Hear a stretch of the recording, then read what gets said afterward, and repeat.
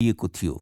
नयाँ फारो इजरायलीहरू आफूभन्दा शक्तिशाली होलान् कि भनेर डराइरहेका थिए। त्यसैले उनले तिनीहरूलाई दास बनाए र अत्यन्तै दुःख दिन लागे। फारोले इजरायली सबै बालकहरू जतिलाई मार्ने आदेश दिए। एउटी आइमाईले आफ्नो सानो छोरालाई एउटा टोकरीमा हालेर नदी किनारमा लुकाइराखिन्। बालककी दिदीले उसलाई हेर्ने गर्थिन्। फारोकी छोरी नदीमा नुहाउँदै थिइन्। तिनले त्यो बालकलाई भेट्टाइन् र आफूले पाल्ने निर्णय गरिन्। तिनकी दिदीले उनको हेरचाह गर्न आफ्नी आमाको सहायताको प्रस्ताव गरिन्। फारोकी छोरीले तिनको नाम मोसा राखिन्। मोसा बढ्दै गएर ठूलो भए।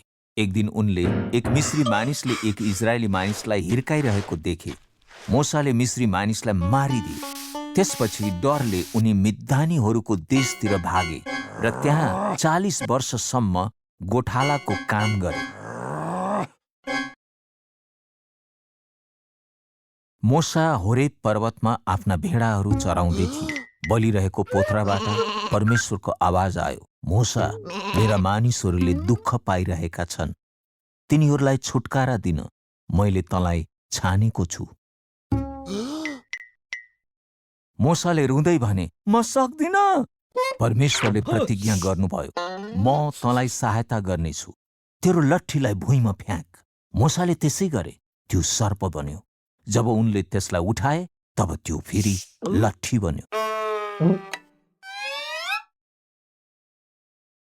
परमेश्वरले भन्नुभयो, आफ्नो हात काखी मुनि राख।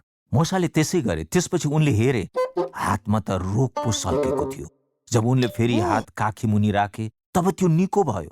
परमेश्वरले भन्नुभयो, जा गएर फारोलाई देखा। मोसाले भने, म राम्रोसँग बोल्न जान्दिन।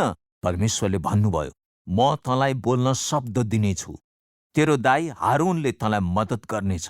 त्यसैले मोसा इजरायलीहरूलाई छुटाउन फारो कहाँ गए।